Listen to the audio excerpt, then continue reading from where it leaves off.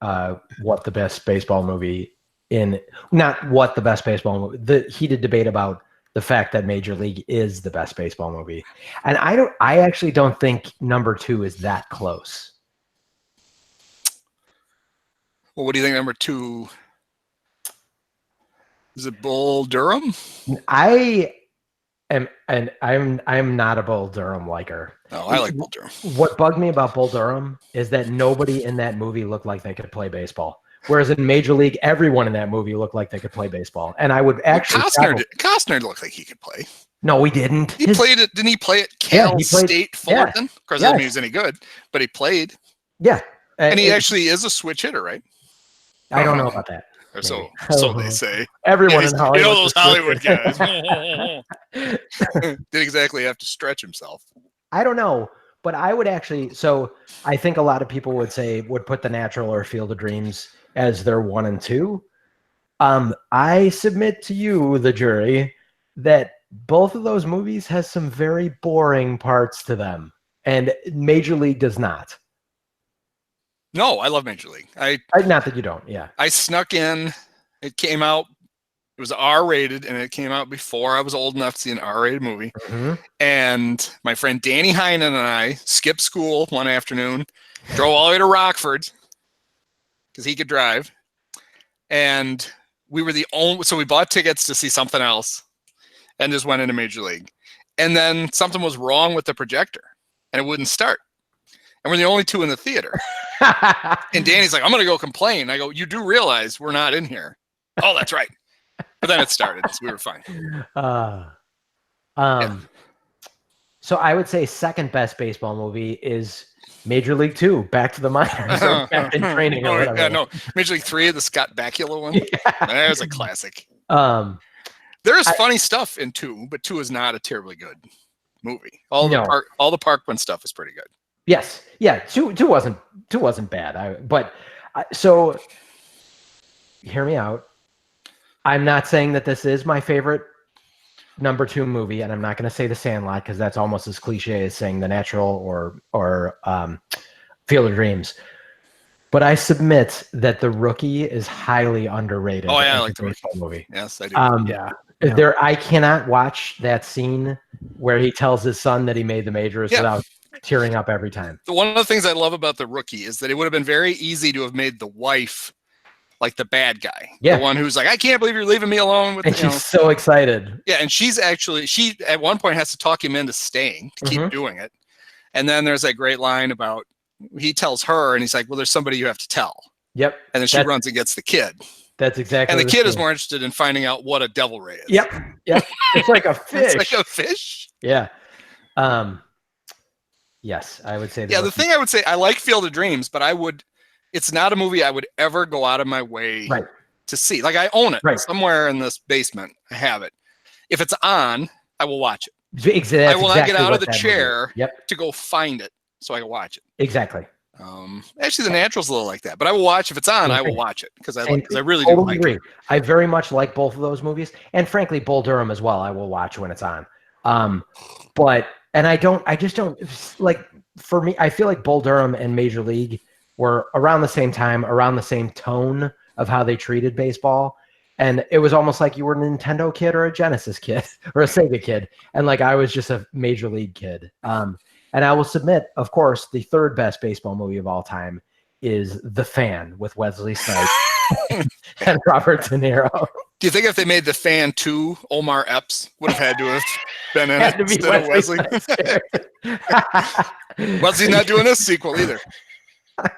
Well, it's funny though, because one of the problems with Major League is that Willie Mays Hayes can't do anything but run. I mean, Wesley is not Billy Hamilton. Yeah, so it's hard even to kind of fake that stuff. The most believable is when he does the check swing bunt. Yeah, and goes oops, and just drops the bat and runs to first. That's like the most athletic thing he does. Although they did do a nice job when he robs the home run. Yeah, I don't know if they do that 1,000 times, but that is pretty cool. Yeah, and there's a moment in the movie during the rally that is completely undersold. One of the no-name guys, one of the other guys who's just robs the home run. Yes, and they don't make a big deal out of it at all. It's like that just happened. He's back to the wall. It's like, yeah, I forget what his name is. The greatest play in Indians history, and and Harry Doyle is up there like, well, that's 2 outs. Like, wait a minute, what? They had who does that? Zaidman. They had him actually replace Harry for that call. It's up. Oh, there's 2 outs, and got another batter. It's like, oh God. Yeah. But just think how much he would have cracked up in the second row of that broadcast team. He'd have just been constantly in stitches. You wouldn't have heard anything except for Zach. Wow! He leads the league in most defensive categories, including nose hair. And you'd hear Zach going into convulsions. There are so many quotables in Major League, and so that was the movie that we would watch. Like if there was ever a gap between if we had a half day and high school ended, but we didn't have a game till later in the day, we'd go to someone's house and we watch Major League. And I remember one time we had a late doubleheader, so of course we had to watch it back to back two times in a row. And I forget if we had a half day of school or whatever, but Major League was my jam as a child. Yes, I concur. I mean, that's why when you offered this up as a topic, I'm like, well, we could have done First Take. I could have just pretended that it's not my favorite movie and it sucks, but I would have had to have pretended because it's it's like in my top 5 favorite movies. I would. Baseball. I don't think top 5, but for sure, it's definitely in my top 5 comedies. Yeah. Well, excluding all the art movies that I like so much. I mean, that goes without saying. There's a lot of French noir cinema. Mm-hmm. That'd be the first 20 things on my list. They got chili dogs in France. You were on the news last night. You made their Hall of Shame. Yeah, and in her prime, Renee Russo. Yeah. And in their prime, kind of everyone in that movie, including Lou Brown. I think my favorite scene in the whole movie is when he just shows up at her apartment, and you've got the 2 other people. Oh, I didn't know we still had a team. Yeah, we got uniforms and everything. I hear baseball players make a lot of money. Well, it depends on how good you are. Well, how good are you? I make the league minimum. And also, I loved it that Lynn defends him in that scene. She's like, Jake was one of the best in the league until his arm fell off, essentially, or whatever. What was she? His knees went out. She was an Olympic swimmer. They were going to have Olympic swimming athletes. 100 meter freestyle. Yeah. Weren't you a swimmer, Lynn? What was your event? 100 meter freestyle. 100 meter freestyle. Of course, her new boyfriend or fiance was a lawyer too. Oh, damn you, 80s stereotypes. Okay, well, I'm glad we got that out of our systems, and we all agree that Major League is the greatest. And Kyle, what was your favorite baseball movie? You've got a good one.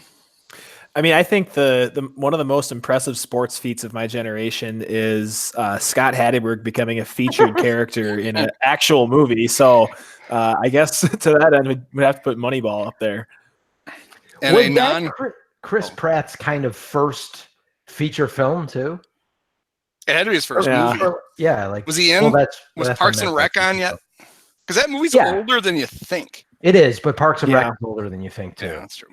I'm pretty sure he was. Yeah, because if I knew who he was, and I think I did, it would have been from that. Yeah, exactly. I'm almost positive I knew who he was before. And there's a non-coked up version of Ron Washington in the movie too, with a great line, which is something like, "We'll move you to first base. It's not that hard, is it, Wash? It's incredibly hard." But so Michael Lewis has been doing the podcast rounds. We should get him on because he launched his own podcast. And so he's been doing interviews, and he talks about Moneyball a lot and how many. It was the first. Was it before Blindside? It's nice that I didn't do it. Yeah, it came out before Blindside. Yeah. It was the first of anything he'd written that actually got made into a movie. But he had sold the rights to lots of stuff. And it was just the movie would just never get made. And Billy Beane called him and said, "Hey, there's a studio they want to buy the rights to my likeness." And Michael Lewis is like, "Do it." They never actually make these movies. You'll get a check every year just to reserve it. And he said every year for like 3 years, he'd get a call from Billy. It's like, this is the greatest thing ever. Until one day he's like, Brad Pitt was just in my house. And he goes, what do you say? And I knew it was serious because my daughter's wearing a dress and my wife is wearing makeup. That's a good line. Yeah. Well, I feel like he should have known sooner than Brad Pitt just knocking on his door that I don't know he how was probably going to play. Well, but Brad wasn't just the lead actor. He was like the producer. Yeah. He was the one who really wanted to make it. And yeah, true. Steven Soderbergh had written some weird script. You can find it online. And it was not going to be good. No, thank you. And then I forget the name of the guy who actually did make it.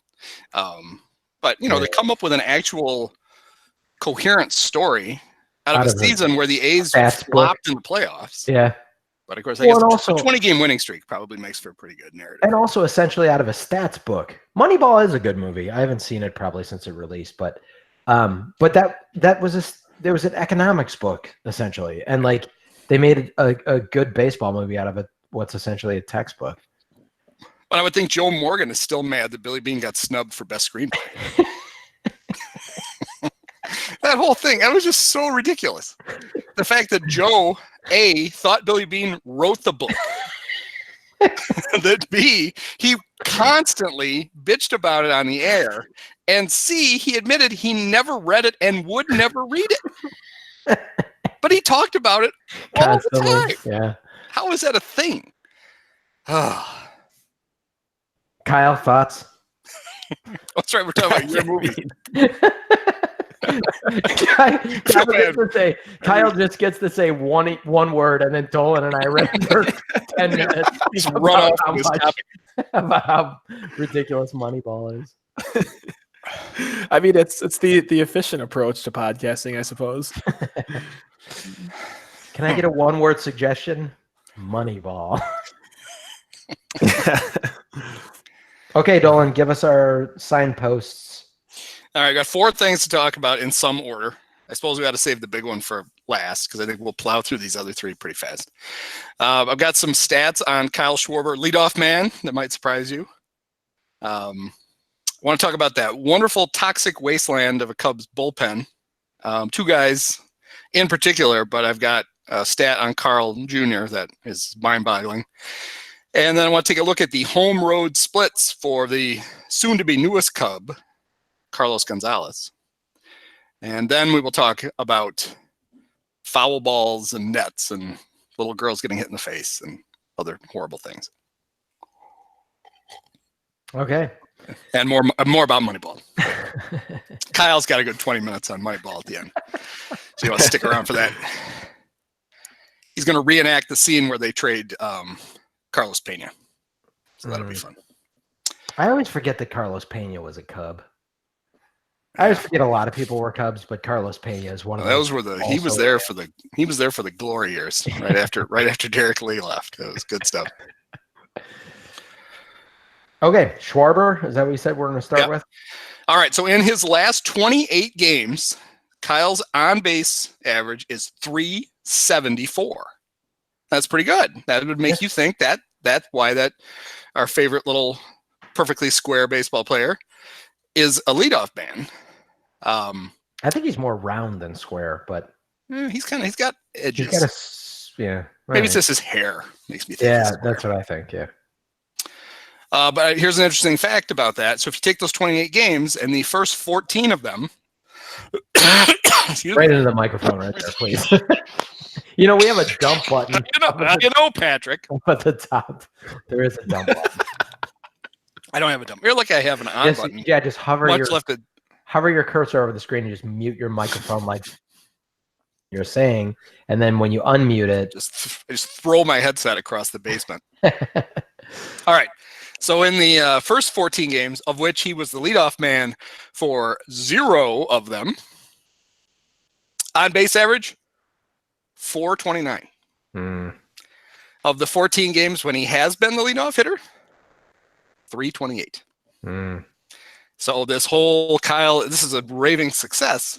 It is in that he's been better than anybody else they've put there, but it has not been great. However, here's another oddity. In those 14 games before he became the leadoff hitter, while he was getting on base at a rip-roaring pace, he was not hitting for any power. He slugged .375, actually lower than his on-base average. Since he's moved to the leadoff spot, .556. So he basically hits like a cleanup hitter when you bat him first, and he hits like a leadoff man when you bat him sixth. So there you go. So bat him third, and he'll do both.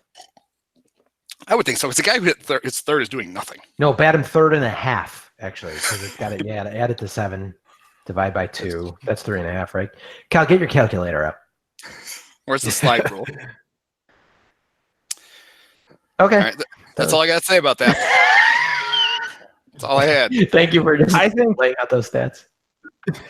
The leadoff position in the batting order, I think, is probably one of Cubs Twitter's favorite stupid fixations.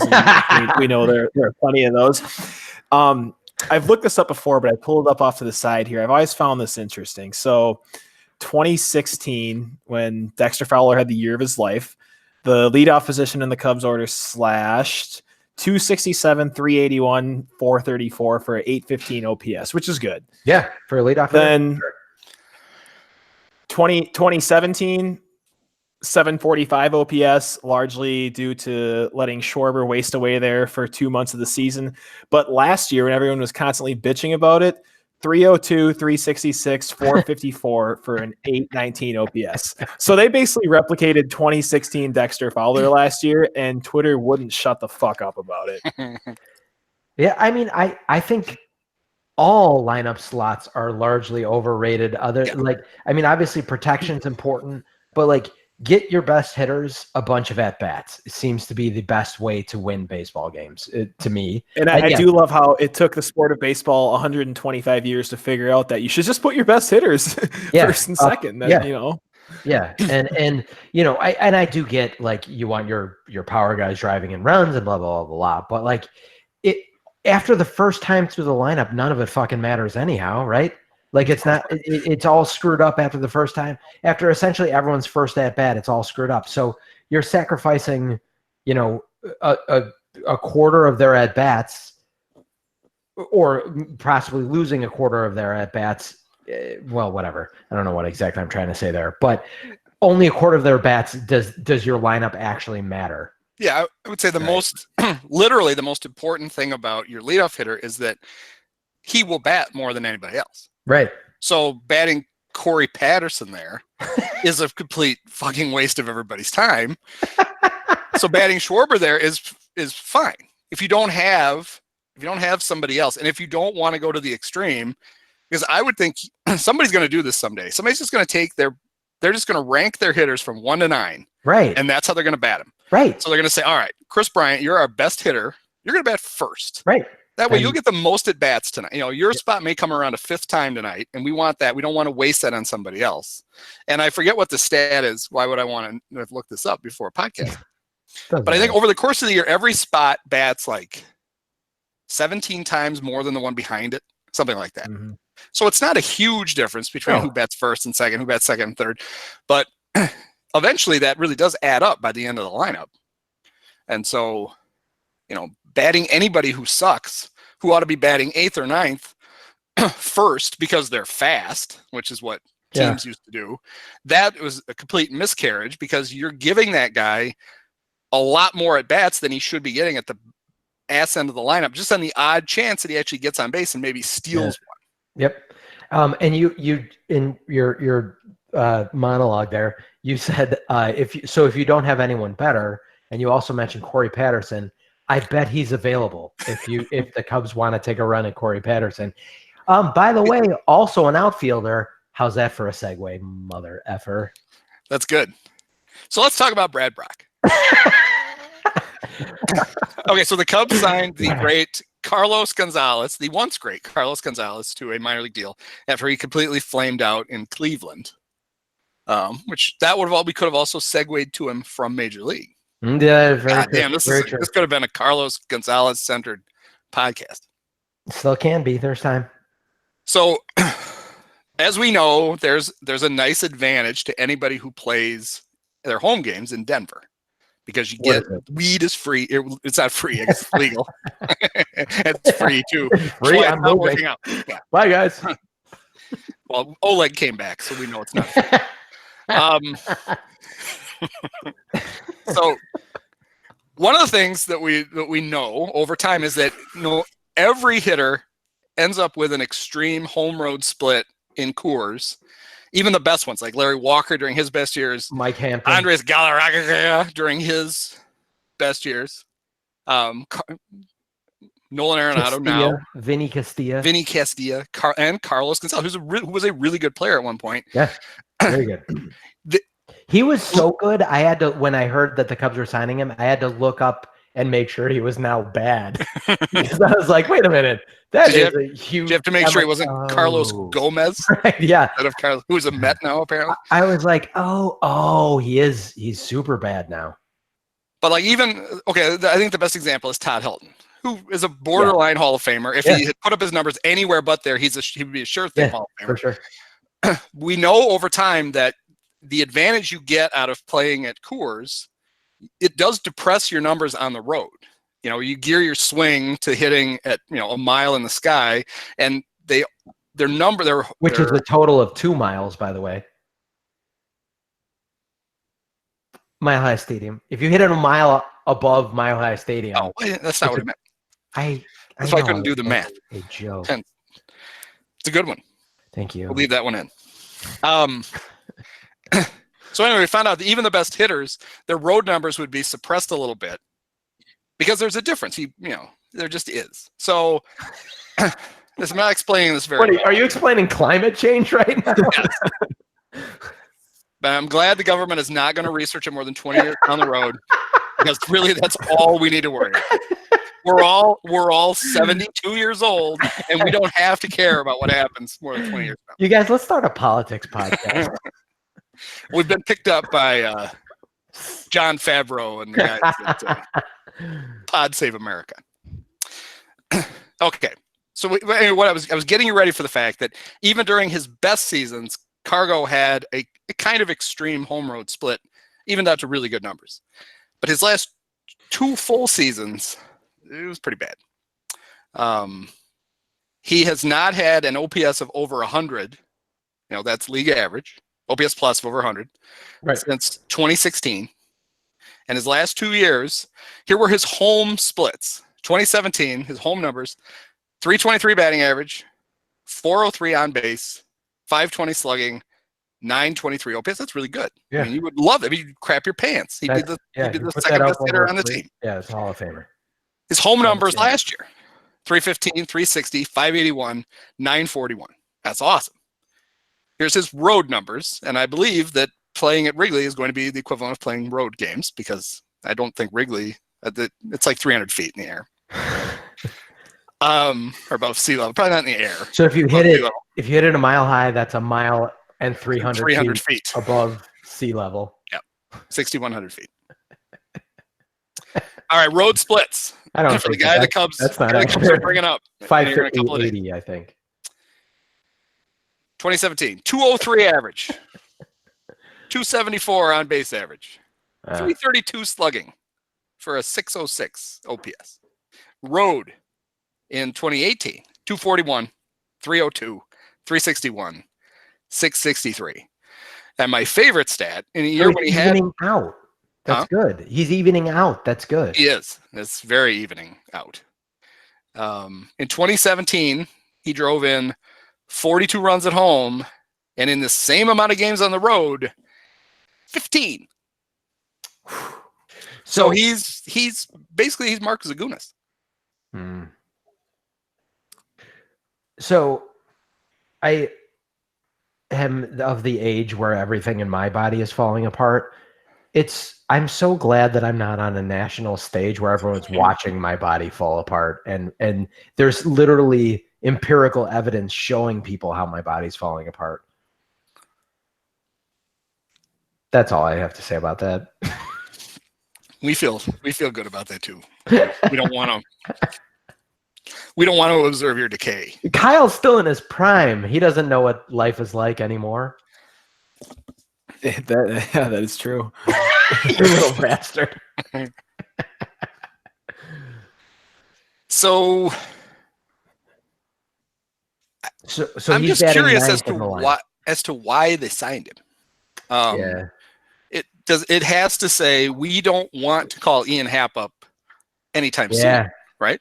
I mean, well, that's what Hoyer right? said, something along those lines on the score today. They basically making the point that they don't want to call Happ up in a role where he's a bench piece that they just move back and forth, which I kind of understand. But at the same token, you're trying to win games here. So if he's your best option, you should probably go with your best option if you need a bench bat. But what do I know? Well, I mean, they got Jim Adducey. For God's sakes, what more do you need? Yep.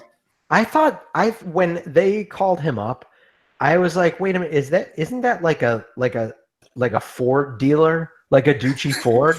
I had never even heard of this dude. Well, I could see Crane working out a sponsorship deal where the guy gets to play the outfield a few days a week. Yeah. That would not shock me. They give fucking Ankin more screen time than they give to Baez. Richard Ankin or whatever the fuck his name is. The guy with a bunch of zeros in his phone number. Yeah. That's all I know about him. Let's not give him any more. Well, I couldn't call it if I needed to, but I know it's got a bunch of zeros in it. Yeah. Ugh. Here's Carlos Gonzalez. In his career, guess which position in the batting order is his highest OPS batting spot? 1. Cubs leadoff problem solved. Oh, it's there solved. you go. Awesome. I'm also very good at reading cues when you guys ask these questions.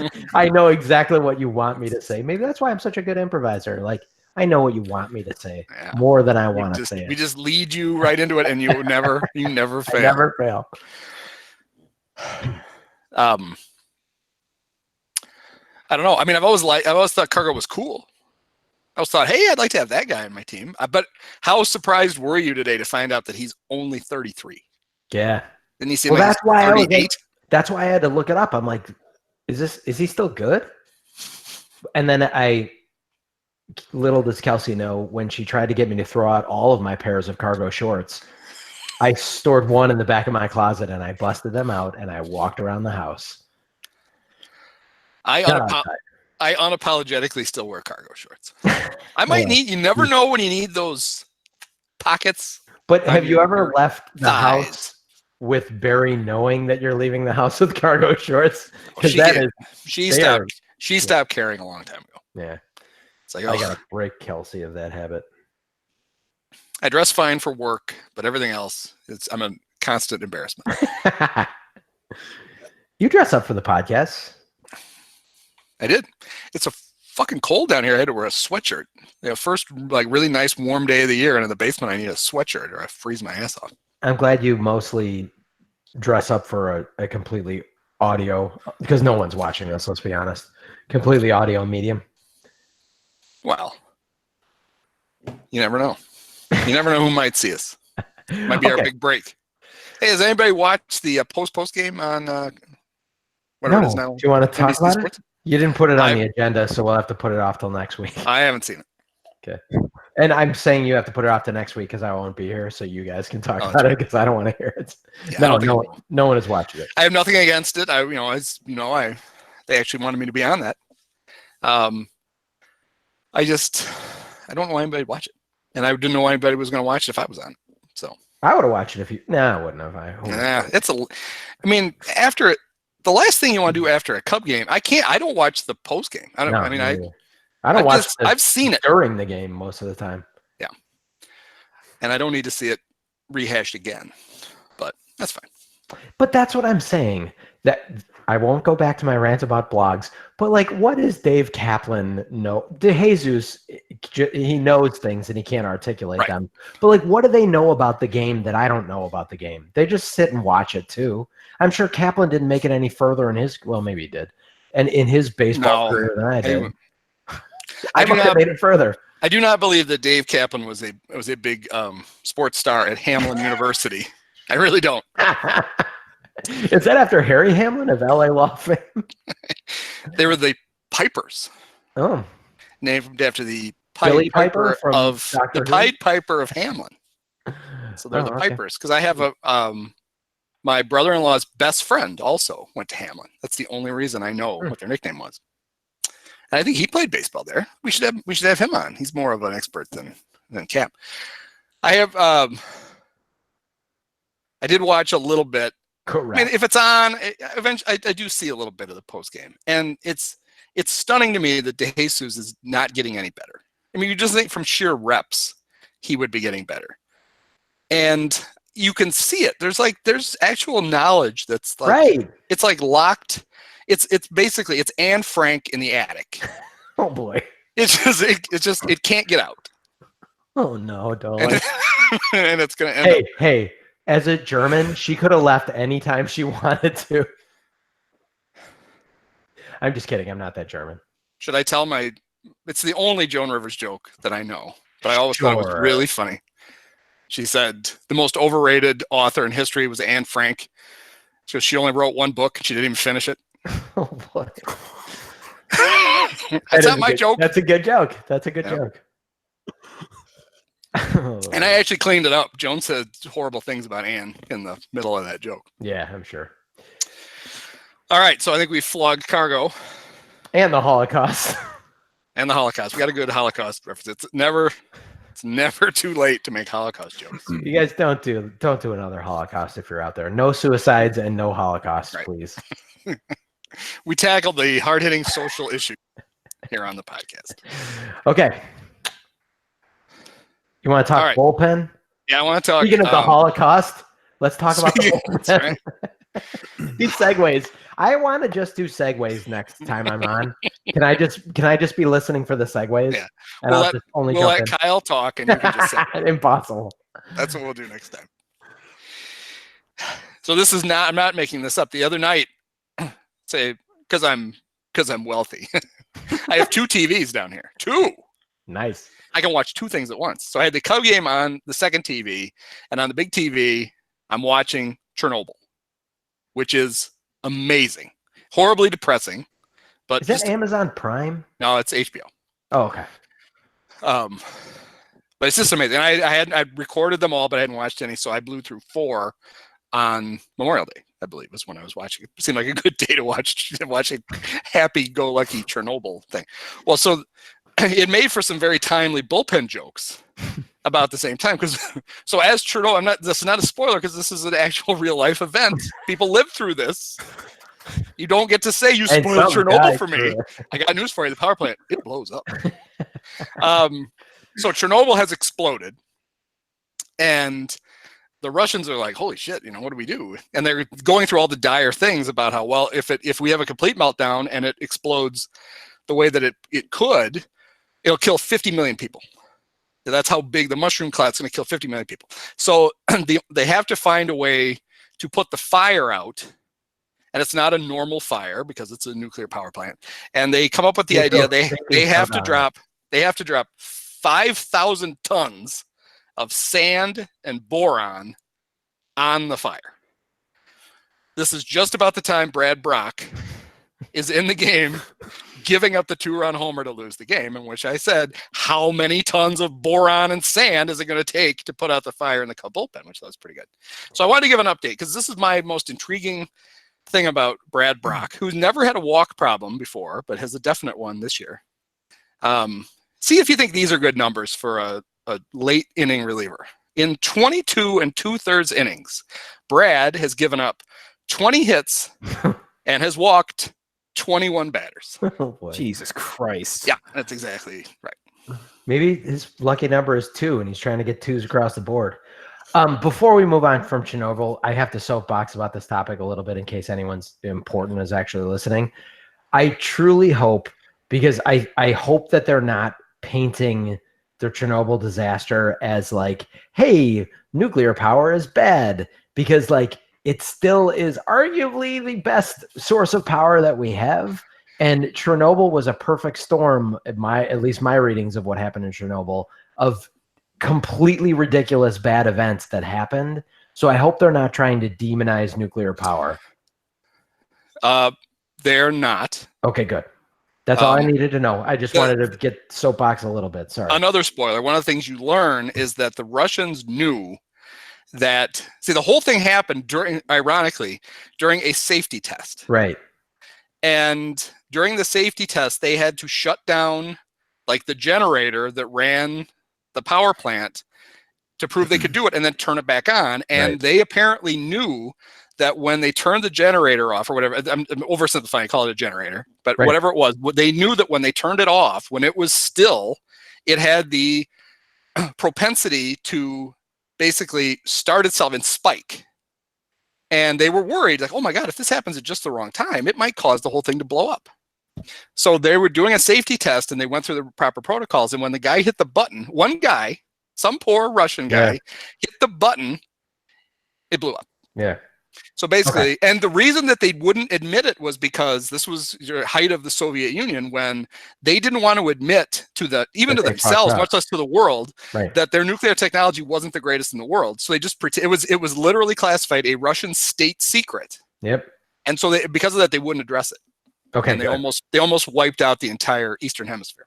I just want to make sure, because like there's a lot of people don't understand a lot of things about this planet and how it works. So I just want any of our Swedish listeners to know that nuclear power is a lot safer than if you were obsessed with pointing toward. I'm just saying pointing toward Chernobyl as an example of why nuclear power doesn't work is a little bit disingenuous, since almost all the time it does work and works efficiently and works well.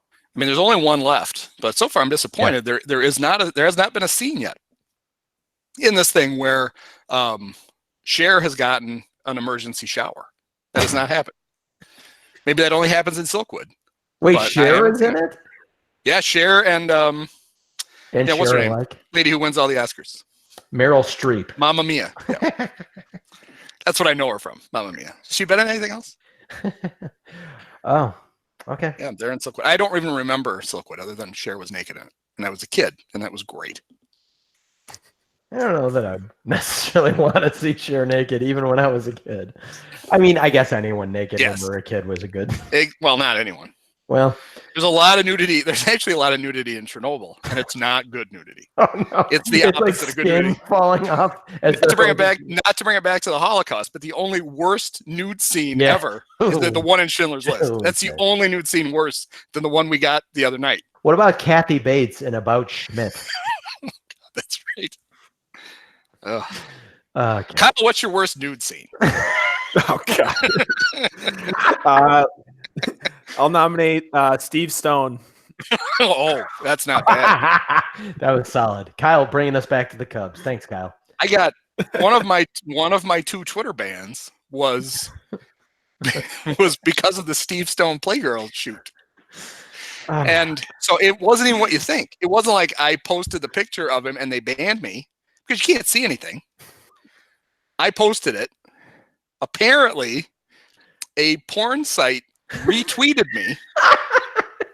And so they made a comment. I made a funny joke to in a reply, and I got banned because basically, because they were a spammer and I was, cavorting with spammers. So I got suspended for 2 days, and then I appealed and they let me back. And then the other time I got Twitter banned was when I did I kept trying to convince the Cubs to let me they were letting people do Twitter takeovers, and I thought I'd be the perfect guy to do a Twitter takeover. Why wouldn't you let me? And so finally I said, screw it, I'll just do my own. And so I changed my profile picture to the Cub one. I left obviously the Desipio.com handle, but I changed the words to Chicago Cubs official and started tweeting things.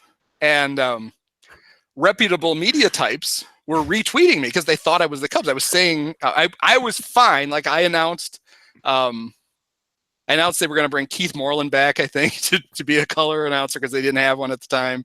I announced a bunch of stuff. But when I announced that a certain day was going to be the first ever sexual predator day, when it was a good chance finally for these people who are not allowed within 500 yards of a school to finally all see a baseball game together, that got me Twitter banned. All right, we got That our one. That one lasted a week. we got our 5 minutes of talking about Andy's Twitter feed. So there you go. There you go, you loyal fans that really like hearing about Andy's Twitter feed. They'd love it. All right, so I have another bullpen stat that may amuse. It doesn't amuse me. All right. So I got into this a little bit in my column on The Athletic on Monday. There, I get all my. No one read it. Kyle read it.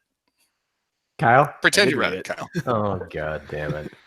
I talked about Joe's unneeded contribution to the baseball lexicon, the dirty inning. It's like, ugh, I don't like the sound of it. The whole idea that you can't bring a reliever in, some relievers in with men on base. It's like, well, that kind of seems like the job. Wasn't that LaTroy Hawkins' problem? Yeah, every that and the horrible racism. LaTroy was only bad if you brought him in with runners on base or runners off base with a lead, or if it was tied, or if the Cubs were behind. Other than that, LaTroy was great. So Carl Edwards, the last 3 times he's come into games with a runner at third base. This is amazing to me. For the one was last year, and he's holding up his fingers. Yes. He held up 3. Now he's holding up 1. That's how I count. Well, just make sure you don't get banned from Wrigley over here. That's true. Kyler, and I did hold up a 3, but thankfully I didn't, Right. Okay, the last 3 times Carl came in with a runner at third base. One was last year, and it was the infamous time when he forgot. He didn't know there was a runner at third base. His first pitch, he doesn't think there's anybody on base. His first pitch, he throws the backstop. Wilson goes and chases the ball. Runner scores from third. Carl never gets off the mound. And looks over and goes, oh, shit, there was a runner at third. It seems like something a relief pitcher might need to know. This year, now that they moved the bullpens off the field, how the fuck is he supposed to know what the situation is?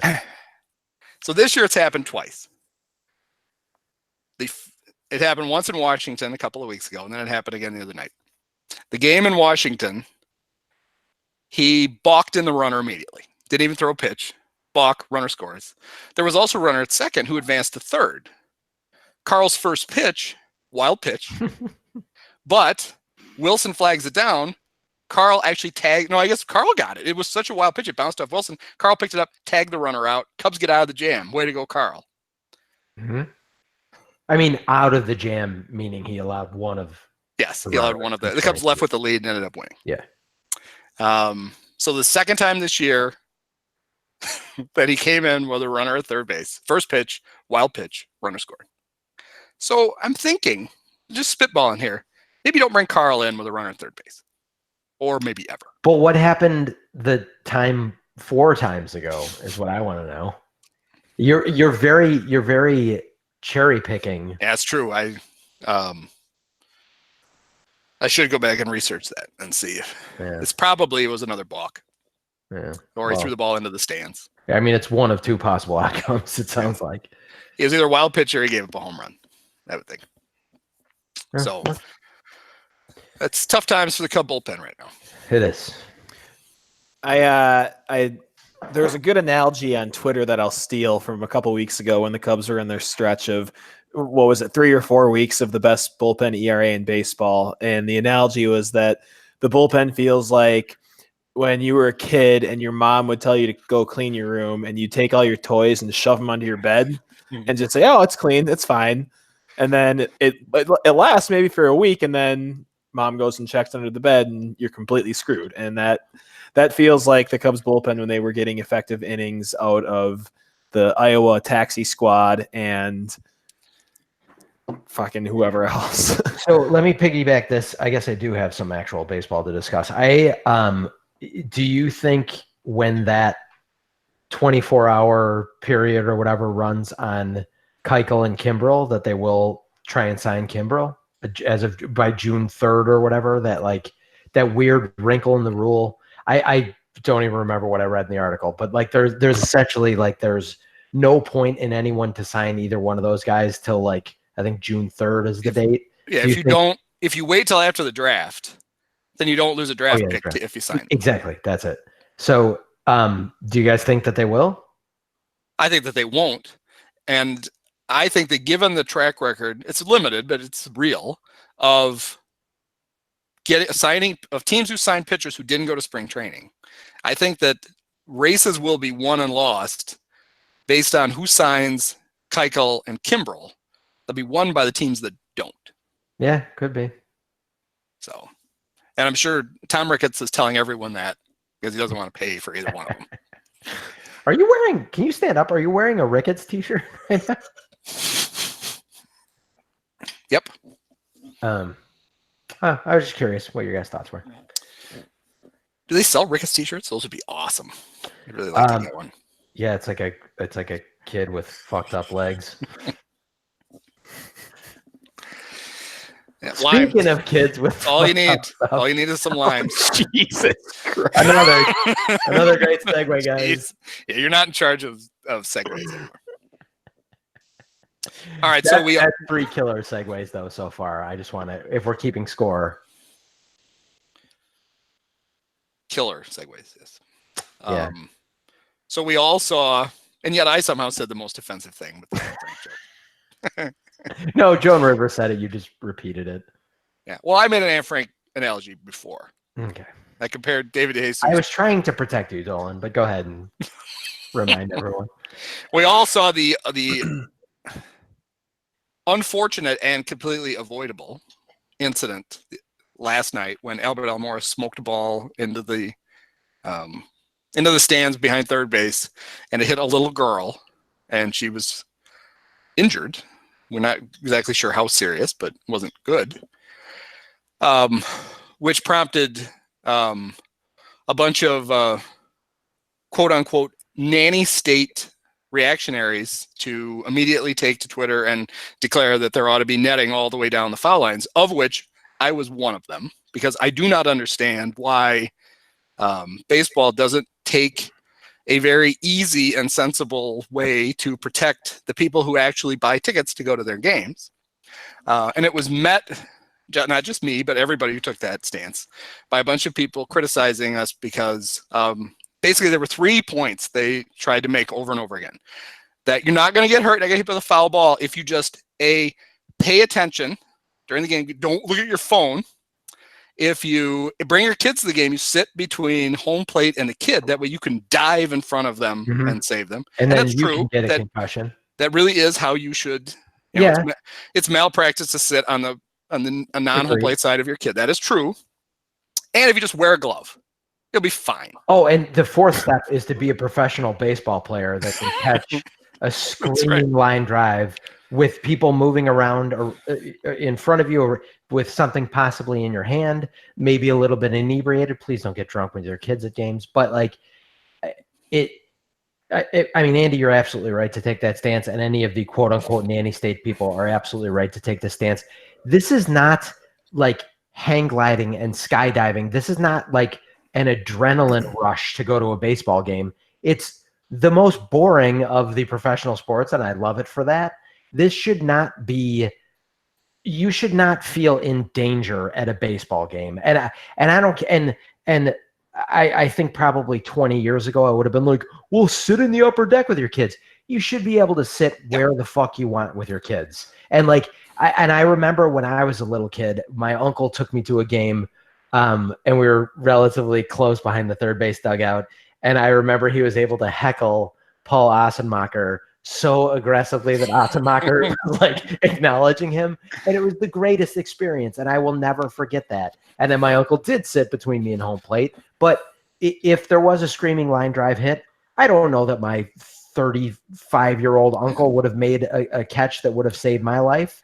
And of course, I think I can probably speak for you guys when we say we wish speediest and most amazing of recoveries to her. Yeah. We wish all like the peace in the world to her family. They didn't do anything wrong, and this is a completely ridiculous. And to a lesser extent, I will pile on. It is ridiculous that the MLB, and I feel like it's happening less often, but they didn't take a stance when there were all those broken bats that were almost killing players and like these are totally avoidable things. Totally avoidable things. And it's embarrassing that they're gonna. I don't know what they're gonna say. Do people want to take Instagram pictures holding up their cup without a net in front of it on the field?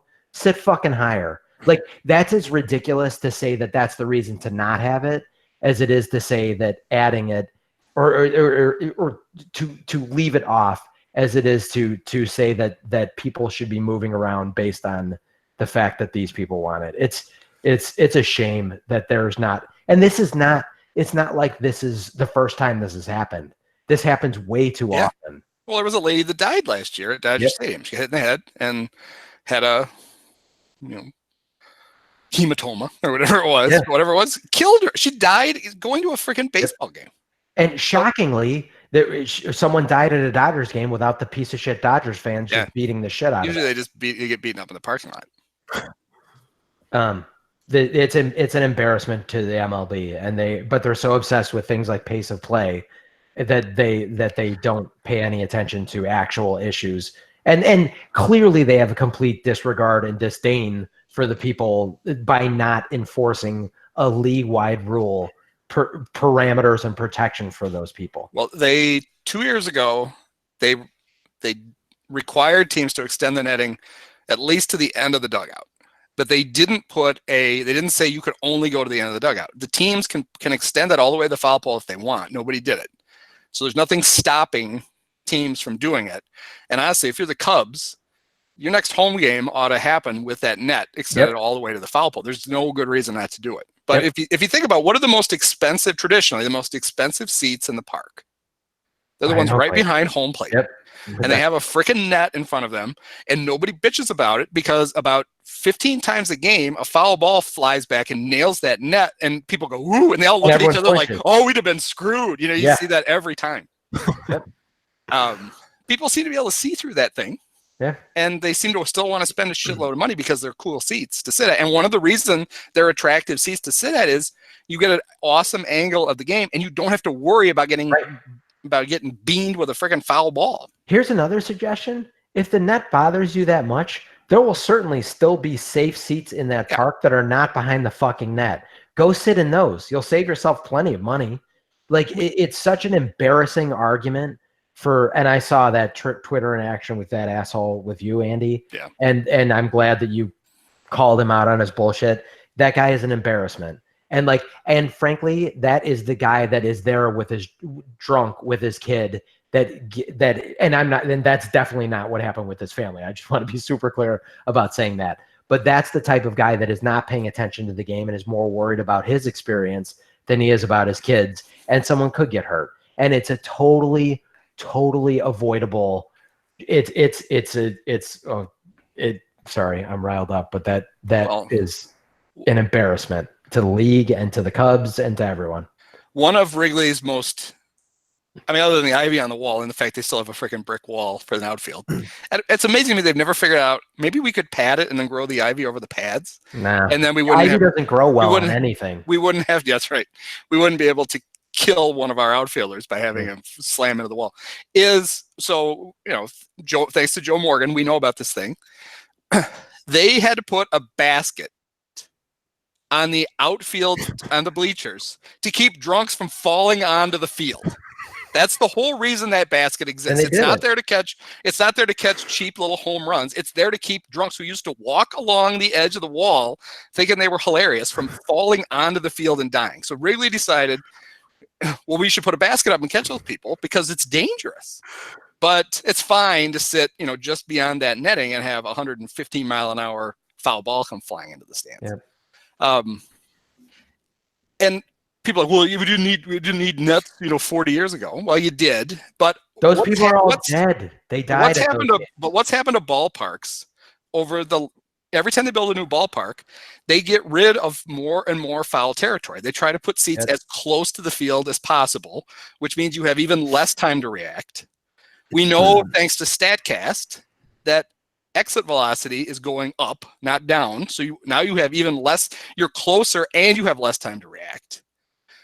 And then it's funny that you brought this up, but Rob Manfred is the only thing he seems to care about is pace of play. One of the things that makes it dangerous to be at a baseball game is that there's so much time when nothing happens that it's impossible to pay attention to every single pitch, because you might go 8 or 9 pitches where the ball never leaves. It just goes from the pitcher to the catcher and back again. Nothing actually happens. And then when baseball knows this, they know their game is boring. So they spend the entire game, putting shit on the video boards for you to look at instead of what's happening on the field. But you're still supposed to pay attention to every single pitch. The Cubs make it even worse because they've got their little pantsless mascot running around, and who doesn't want to watch all the wacky antics of Clark while that's going on? He's going to kill some poor little kid because he's going to be trying to wave him into his white van, and the kid's going to get hit in the head with a foul ball. And on top of it, with all this other stuff going on, you still have to figure out, you have to keep an eye on the camera so you can flash your white power signs to them at just the proper time. I'm amazed that Cub fans don't die at every home game. I also will say, you know what slows down the pace of play? Having to have the entire medical staff take a kid out on a stretcher. Right. And then all the people that are gaping at that, there's just foul balls ricocheting off them. It's do something, Cubs. Do something about this. The Cubs have had two particularly awkward commercial breaks this year. Right after Addison Russell's first at bat, they went to commercial. Yeah. And they have it's a nice little commercial, but it was not well timed. One of the Cubs season ticket commercials is set to the theme song from Welcome Back, Kotter. So there was Addison getting booed by the home fans. They immediately cut to happy Cub fans walking to Wrigley with Welcome Back being sung over and over and over again. So then last night, the first commercial break after the girl gets hit with the foul ball is hit me with your best shot with right. was this really nice MasterCard commercial, which is all about a dad taking his daughter to her first game. It's all about them they go shopping, they buy that, they use their MasterCard, and he buys her a pink Yankee hat, and they buy the tickets, and they go to the game, and they do all this stuff. At no time during the commercial does the girl have to dodge 115-mile-an-hour foul ball come flying back at her. So, I mean, here it is. Baseball's an awesome game, and kids, there are a lot of kids, despite the fact that the average age of every sport is aging, and the reason it's aging is because people are living longer, and that's why that average age goes up. There are a lot of kids who love baseball. One of the things that's going to turn them off is one of them getting hurt at an actual baseball game, or B, their parents not letting them go because the risk of them getting hurt at a baseball game is pretty high. So you're actually costing yourself. I guarantee you there are more people who are worried about them or their kid getting hurt at a baseball game than people who are really going to stop coming if that net extends another 150 feet down the foul line. Yeah, and I guarantee that if that girl is brave enough to ever go to a baseball game again, she's a braver person than I am. Because that would put me off for baseball for the rest of my life. Yeah, I don't remember anything I went to as a small child where I got hurt that I was immediately excited about going back and doing it again. I'm sure the Astros will give her free tickets. And you know what? I guarantee you those tickets will be behind a fucking net. Yep. So. Yeah. Anyhow. So that's a fun topic. Yeah. Can we talk about the Holocaust some more? Let's lighten it up. Lighten it up. Let's talk about favorite Holocaust movies. Go. Kyle, this is a good time to not have a drop in on this. Yeah, I'll sit this one out. Yeah. I mean, we talked about it before. Obviously, Kyle was kind of echoing our sentiments too. It's a shame. It's a shame, and it's correctable, and they should correct it. And that's about all there is to say, I think, about it. And maybe even at Wrigley, you could extend it down the left field line and around the foul pole and around the last row of the bleachers and give Al his own little cage back there. So when I was, my age is not that important for this story, but when I was like 13, I think. Yes. I went to a Cub Mets game, and during batting practice, I caught a Tim Tuffle batting practice home run. And I still have the ball here somewhere. And because I actually got one, I have never since had any interest in ever catching a foul ball or another ball again. I've got one. And honestly, if I'd never gotten one, I was a kid, I thought that was cool. Right. And so when the first 2 years of Miller Park, I had 20-game season tickets because it's a pretty easy drive from here. And we picked the package that had the most Cub games. And the Brewers were terrible. And so we didn't have to sit in our actual seats all that often. We could always just move down and get into better seats. And I still remember this. We sat right behind the Brewer dugout one day and left after like 2 innings because balls were just flying past us. And it's like, you know what? I don't really want to get hit with a friggin' foul ball sitting here. And so we moved up a little farther to give ourselves a little extra time to catch the ball. And then, so people are, well, big deal. You know, the net goes over the dugout. But honestly, in Miller Park, and I'm sure a lot of other parks, the worst place to sit is down each line as the seats start to curve back in. Line drives just go smashing into those seats. Yeah. It's amazing. And there's no net there. That's about where the net stops. And it's probably not too far from where this little girl was sitting. And sometimes it's freaking terrifying to sit down there. And it's like, you know, I'm here to watch a baseball game. I don't need to do this. So I'm just going to move. So I'd be perfectly happy to tuck myself behind a fancy little net where I know it'll take like 35 seconds for my eyes to adjust. So I'm not looking at the net. I'm actually looking at what's past it. I am not so macho to not. You guys, it fucking hurts to catch a pop-up without a glove. That's why the players on the field are wearing gloves. Like if we were playing soft toss with each other, it would hurt to catch that baseball in your hand. Like, I'm not ashamed to admit that. Like, we're not playing baseball when we're at these baseball games. And like,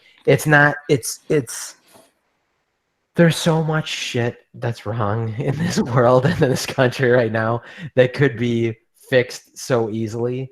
And this is such a stupidly stubborn reason. Not even reason. It's so stupidly stubborn to not fix this.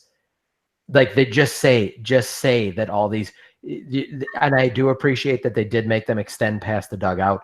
But again, that's arbitrary. Like, I don't think there's any major league rule of where the dugouts need to sit or how big the dugouts need to be. That's as fucking arbitrary as how big your park needs to be.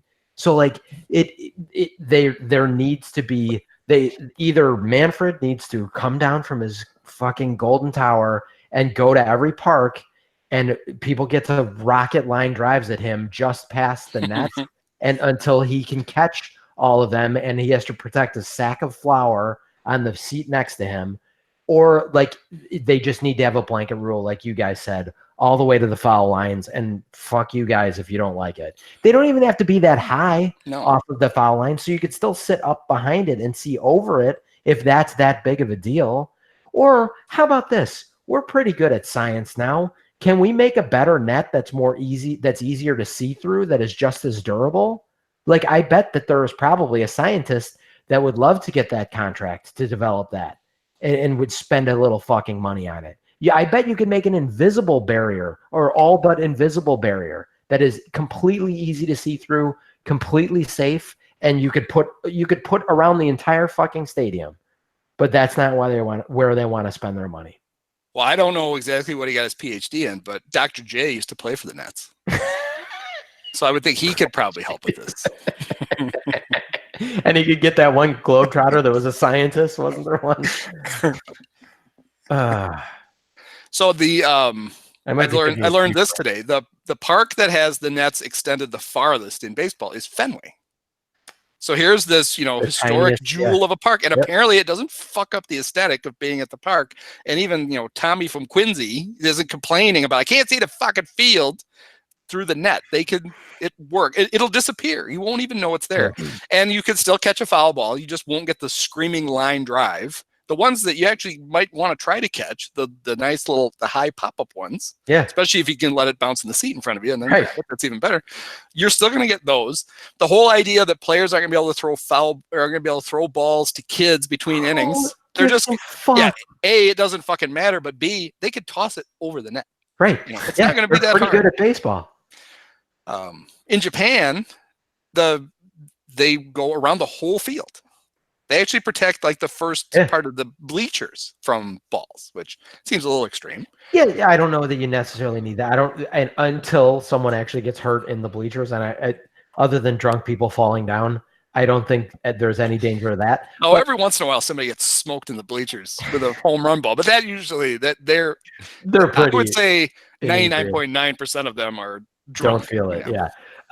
And also, like, I don't know. I would, but frankly, if that's the alternative, I would much rather err on the nanny state side and protect everyone than just say, no, we can't do this because that's ruining the game. Now, here's the irony of this whole thing. The Cubs should be the first team to do this because had those Nets been there in Game 6, 2003. Oh, God. Oh, Jesus Christ. Steve Bartman can't fuck with that foul ball. Of course, Moises can't catch it, but Bartman can't knock it away. So he has a much better life. Yeah. Can we also point out that I assume that that's the hardest ball Almora has hit all year? I was amazed he pulled one. Yeah. I think everybody was. But best wishes to that girl and that family. I hope there's a very fast, very speedy recovery, and she does not remember that this ever happened to her in a good way. Not that she has something happen to her that she can't remember, but I hope that that she's young enough to be able to quickly, psychologically and physically move on from this. Well, and she's by far the most important person in this. But yeah, it does point out that not protecting the fans down those foul lines puts a ridiculous burden on the hitter. Yeah. Yes. Because they feel guilty about it, and there's nothing they can do about it. Yep. And every one of the Cubs they talked to after the game, I said, yes, there should be netting. And it's because they're all worried that could be them. They're going to the last thing they want to do is worry about firing a ball into the stands and hurting somebody. Yeah. When all they're trying to do is, work a decent at bat.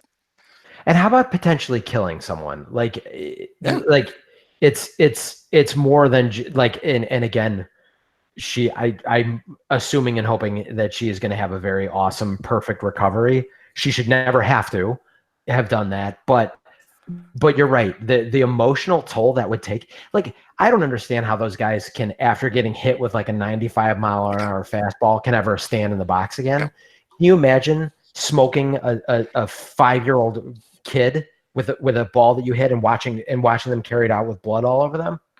Like, and you're right, 100% not their fault, but they're humans. Yeah. And of course they're going to feel you wouldn't horrible. It wouldn't be right to not feel guilty. Right. But you know there's nothing to feel guilty about, but you're going to feel guilty because you swung the bat and somebody got hurt. Right. It was the direct result of what you did. Yep. On that note. Yeah, I guess my last thing would be there are a lot of things in life that are unavoidable. Yes. This is completely avoidable. Yes. So fucking fix it. Yep. Totally agree. Totally agree. It's not worth it. It's not worth whatever they think that they're protecting by not protecting the fans. Anyone got any more Joan Rivers jokes? I did feel good that I got it was a good Joan Rivers. Yeah. I need to go watch Major League to make me feel better about life now. Yep. 2 callbacks. You're welcome, guys, right at the end to have happier times on this podcast. That was great. Okay. Sorry to end on that note. Yeah. All right. Stay safe out there. Yeah, it's ridiculous that you'd have to say that to somebody going to a baseball game. Bring a glove to the game and take at least 500 grounders or 500 line drives a day so you're prepared to actually sit in a baseball stadium with your child. What's the over-under on the next Cub home game? Smart-ass fans in complete catcher's gear. Yeah. Because that would be me. If I owned a set of catcher, I would wear that to the game just to make a point. Look, I sort of feel safe in this. Yeah. Thanks a lot. All right. Well, thanks, guys. That was good. We'll try to hit a happier note next week. That's okay. It needed to be talked about. Mm-hmm.